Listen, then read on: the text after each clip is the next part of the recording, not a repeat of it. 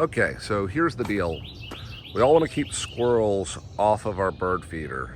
And if you go looking for squirrel-proof bird feeders, you're going to see a million of them out there. They spin, they've got weight-enabled latches that close things to try and keep the squirrels out. The problem with those is that some of them work, but you can't have multiple feeders then unless you're buying all squirrel-proof feeders.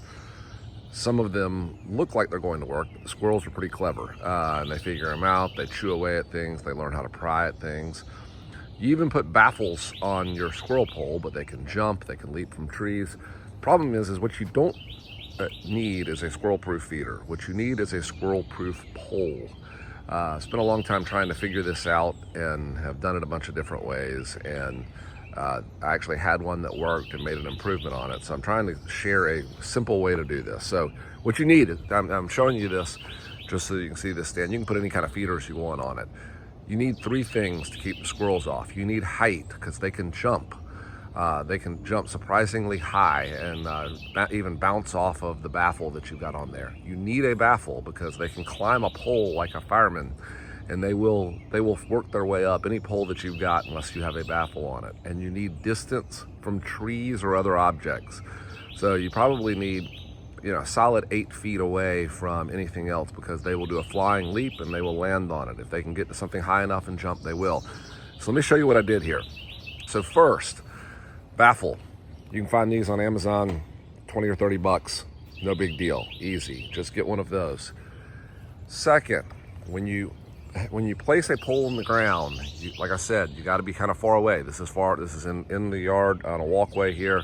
You can put it anywhere you want, but just make sure that you're far enough away from a tree or a building. Next, height. This is where this gets to be a little bit of a problem.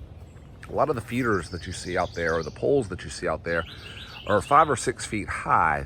That is okay, but it's hard to get the baffle high enough and still allow for the feeders you want so that the squirrel can't jump on it. I've struggled with this, and I found one that worked, but it was still pretty close. I had to put it at almost its limit.